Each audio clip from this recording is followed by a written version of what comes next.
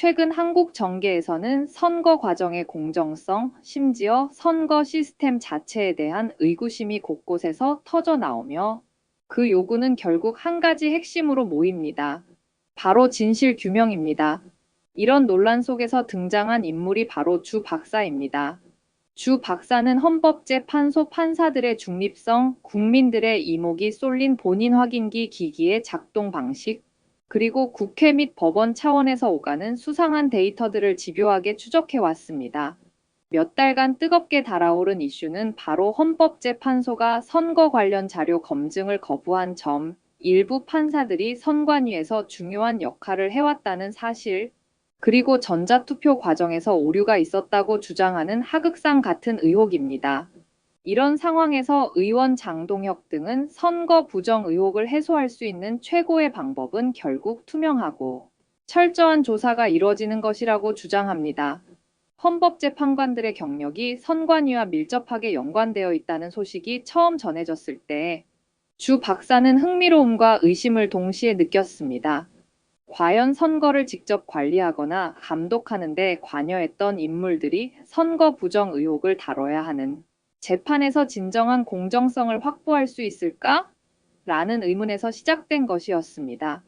그는 판사들이 어떠한 기관이나 조직에 몸담았는지 혹은 직간접적으로 연루되었는지 확인하기 위해 기초 자료부터 시작해 엄청난 양의 문서, 인터뷰, 과거 기록 등을 뒤져보았습니다. 헌법재판관들이 선관위 의사결정 구조에 반복적으로 이름을 올렸다는 점에서 주 박사는 단순한 중복, 경력 혹은 행정상의 우연 이상의 무언가가 있다고 느꼈습니다. 물론 선관위와 업무적으로 얽혀 있었다고 해서 자동으로 부정이나 편향이 있다고 단언할 수는 없습니다. 그러나 중요한 것은 선거 부정 의혹이 제기되었을 때 그러나 여러 증언과 문서에 따르면 실제로 장비에는 지문 인식 기능이 전혀 없고 단지 신분증을 스캔해 정보만 전송하는 역할을 할 뿐이라는 것이 드러났습니다.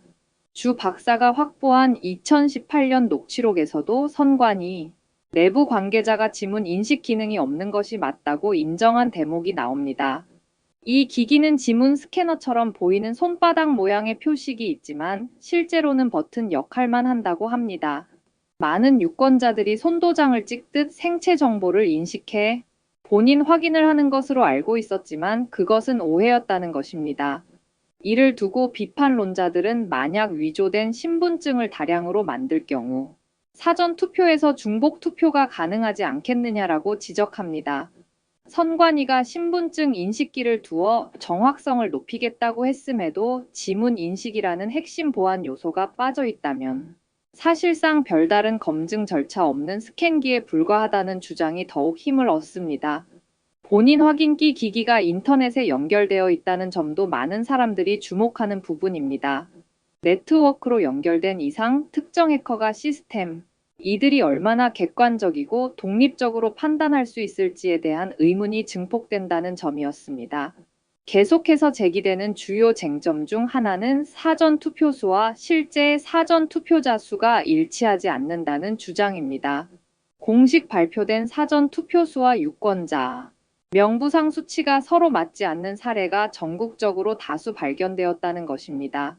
예를 들어 어떤 지역에서 발표된 사전 투표수와 투표자 수가 약 300표 이상 차이가 난다는 이슈가 불거졌습니다. 이런 차이는 단순 입력 실수나 데이터 중복 등의 문제라고 해명되기도 합니다. 하지만 주 박사가 확인한 바에 따르면 동일한 성격의 오류가 여러 지역에서 자주 발생했다는 점이 의심을 부추깁니다. 행정착오로 치부하기에는 반복성과 패턴이 눈에 띄며 국회나 여러 심의기관에서 대다수 관계자들이 설령 기술적 해프닝이라 주장해도 의혹은 쉽게 가라앉지 않습니다. 논란의 한가운데에는 사전 투표소에서 사용되는 본인 확인기 장비가 있습니다. 이 장비는 원래 지문 인증 등 생체 정보를 통해 본인 확인 절차를 강화하겠다는 공표와 함께 도입된 것으로 알려졌습니다. 뒷문백도어를 통해 중앙선거관리위원회 서버에 침투할 여지가 남아 있습니다.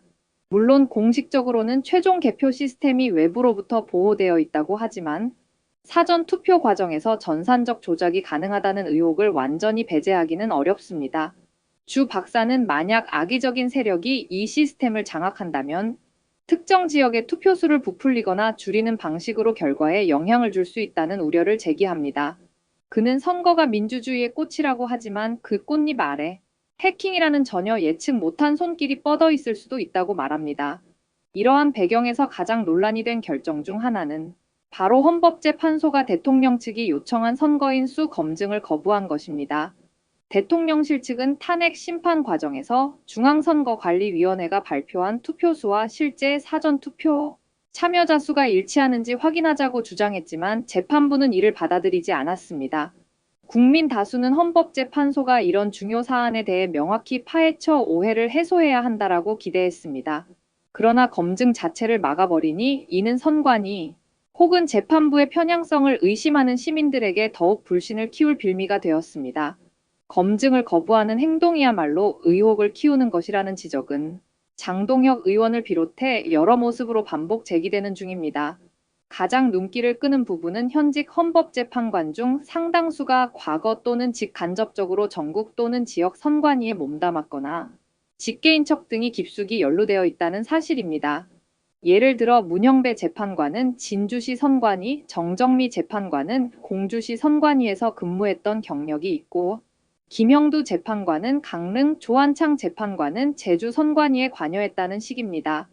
여기에다 이미선 재판관의 남편인 오충진 변호사는 권순일 전 대법관과 공동대표로 로펌을 운영했는데 권 전 대법관은 전직 선관위원장을 지냈습니다. 이에 대해 주 박사는 선관위가 부정선거에 연루되었는지 여부를 다루는 핵심 재판에 선관위와 인연이 있는 판사들이 포진해 있다면 과연 강도 높은 비판적 시각으로 부정을 판정할 수 있을까? 라고 말합니다. 이런 연결고리 자체가 부정행위를 증명하는 것은 아니지만 재판의 정당성을 의심하게 만드는 충분한 이유가 되어버립니다. 장동혁 의원은 이 모든 의혹을 해소하는 길은 결국 철저하고 투명한 조사밖에 없다고 강조합니다. 유효 투표수 오류, 본인 확인기 기술적 문제, 헌법재판관과 선관위의 직간접적 연결고리 등 의혹을 한데 모아 전문기관이 객관적으로 감사해야 한다는 것입니다. 그래야 국민도 신뢰를 되찾을 수 있고 의도적이든 아니든 생긴 오류들을 명확히 짚고 넘어갈 수 있다는 주장입니다. 국회 청문 장면을 보면 개표와 선거를 둘러싼 다양한 군 관계자, 선거위원회의 담당자들이 증언하고 있습니다. 이들은 시스템이 불완전하다는 사실을 인정하면서도 고의적인 부정은 없었다고 꾸준히 부인합니다. 하지만 관리상의 실수와 착오, 컴퓨터 오류가 누적되었을 가능성을 완전히 배제할 수 없다 보니 관심은 점점 사실 규명으로 쏠리고 있습니다. 예전에는 선거 부정이라는 단어를 꺼내면 음모론자 취급을 받기 일쑤였습니다. 그렇지만 시간이 지나면서 한때 그냥 말도 안 되는 소리라며 묵살했던 이들 중에도 이제는 조금 더 확인해 볼 필요가 있겠다며 의구심을 언급하는 사람이 늘어났습니다. 의혹을 부채질하는 구체적 사례로는 다음과 같은 것들이 있습니다. 사전 투표 직후 중앙 서버 데이터와 지역별 집계가 서로 안 맞다가 수차례 수정 후 간신히 맞춰진 사례. 투표소 관계자들의 인터뷰에 따르면 스캐너 오류 때문에 수많은 신분증 정보를 수작업으로 입력했다는 증언. 이런 과정이 실수나 의도적 조작의 여지를 남길 수 있음. 특정 지역에서 사전 투표 비율이 유달리한 정당에 쏠렸는데 본 투표일에는 전혀 다른 분포가 나온 일이 반복되어 두 지표 간 괴리가 너무 크다는 지적. 이에 대해 주 박사는 해외 선거 관리 기준과 비교해 보았을 때 한국의 경우 본인 확인을 지문이나 안면 인식 등 확실한 생체 정보를 통해 확인하는 절차가 여전히 미흡하다고 지적합니다. 만약 이런 부분을 개선하고 무작위 추출식 검표나 보정 기법, 외부 감사를 강화한다면 현재처럼 부정 의혹이 크게 확산되는 일은 막을 수 있었을 것이라고 주장합니다. 선거 관련 의혹이 헌법재판소로 옮겨지면서 그곳에 제기된 탄핵 심판의 공정성도 도마 위에 올랐습니다. 탄핵 재판에서 국회나 대통령 그리고 재판부가 서로 견제하며 작동해야 하는데 이미 헌법재판관 대다수가 정치색이 짙다 혹은 선관위 영향하에 있다는 소문이 나돌고 있다는 것입니다. 어떤 이들은 헌재나 대법원의 결정이 좌편향이라는 비판을 가하고 또 다른 이들은 헌법기관이 법리에 따라 결정했다고 옹호하며 그 사이에 광범위한 편가르기가 이루어지는 형국입니다. 주 박사는 탄핵과 선거 부정 의혹이 완전히 별개의 사안이 아닌 이유를 결국 이 둘 다 국가의 근간이 되는 공정성과 법치를 시험대에 올려놓는 문제라고 설명합니다. 이와 같은 논란은 특히 한국의 우파 지식인층에게 커다란 동요를 일으키고 있습니다. 그들은 강력한 국가 정체성과 사법체계의 견고함, 국가 질서 유지의 중요성을 중시합니다. 그런데 선거가 정정당당하게 치러지지 않았다는 의혹 혹은 최소한 검증에 있어서 투명성이 부족하다는 주장조차 무시된다는 분위기는 그들의 가장 중요한 가치인 법치와 질서가 흔들린다는 두려움을 낳습니다. 이들은 특히 투표 결과에 대한 국민적 의혹을 내버려 두면 장기적으로 국가의 핵심 기반인 민주주의가 약화된다라고 우려합니다. 그리고 사법부가 중립적인 역할을 제대로 못한다고 보이면 그야말로 총체적인 신뢰 붕괴 사태가 벌어질 위험이 있다는 지적도 빼놓지 않습니다. 시민사회와 각종 단체에서는 이미 아래와 같은 구체적 방안을 제시하기도 했습니다. 선관위가 본인 확인기 기기를 실제로 어떻게 사용하는지, 보안 문제는 없는지 외부 전문가 앞에서 시연하라. 사전 투표 과정에서 발생한 모든 서버 로그를 가능한 선에서 전격 공개해 유권자 수와 투표, 집계 간 불일치가 있었는지 검사하라. 헌법재판소가 선거인 수 확인을 거부한 사유에 대해 구체적인 법적 논리적 근거를 제시하라. 필요하다면 새로운 증거로 재요청하라. 지역별로 실투표 수와 명부상의 수치가 다른 지역을 정리해 일일이 대조하고 불일치 원인 추적을 통해 시스템 개선책을 내놓아라. 지문 홍채 안면 인식 등 더 강력한 본인 인증 방식을 장애물 없이 도입하고 사전 투표 시 수기로 관리하던 부분을 자동화 보완할 방안을 모색하라. 오리온주 박사는 이런 일을 하지 않고서도 자료 검증 절차를 무작정 막는다면 국민이 느끼는 불만과 의심은 누적될 수밖에 없다고 말합니다. 헌법재판소와 대법원, 그리고 선관위가 서로 밀접하게 얽혀 있어 이번 사건은 법적이면서도 동시에 정치적인 문제로 비화했습니다. 대법원장이 곧 중앙선거관리위원장을 겸하는 구조가 선거 무효소송 등에도 영향을 끼칩니다. 주 박사는 이 문제를 피고와 재판관이 동일 인물, 혹은 한 몸으로 연결된 것처럼 보이는 구조라며 제도적 재설계가 필요하다고 역설합니다. 일각에서는 법원 시스템이 이미 충분히 독립성과 공정성을 담보한다라고 주장하지만 또 한쪽에서는 그 독립성 자체가 의심되는 구도가 형성되어 있다고 반박합니다. 갈등의 본질은 과연 이런 상황에서 판결을 내려도 모두가 수긍할 만큼 신뢰를 줄 수 있느냐는 지점입니다. 부정선거 의혹 제기 정신병자 취급이라는 말은 얼마나 대중에게 선거 부정 의혹이 터부시되었는지를 단적으로 말해줍니다. 그러나 최근 들어 단순 의혹 수준을 넘어 일부는 구체적 증거 또는 소명 자료를 제시하기에 온라인 여론과 언론 일부가 반응을 달리하기 시작했습니다. 주 박사가 목격한 현상은 대중이 국가, 기관이 제기된 의혹을 제대로 들여다보지 않는 상황에 더욱 분노한다는 것입니다. 불신은 억측이니 거짓이니라고 일방적으로 몰아세울수록 더 커집니다. 반대로 공개 검증이나 공식적 증거가 확보되면 의혹이 상당 부분 해소될 수 있습니다. 결국 주 박사와 장동혁 의원을 비롯한 의혹 제기자들이 한 목소리로 내는 결론은 동일합니다. 바로 철저한 사실 조사를 통해 의혹을 하나하나 확인하자는 것입니다.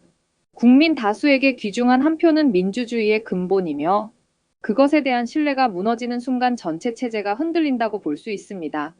오늘날 논란과 갈등을 풀기 위해 필요한 핵심 조치는 다음과 같습니다.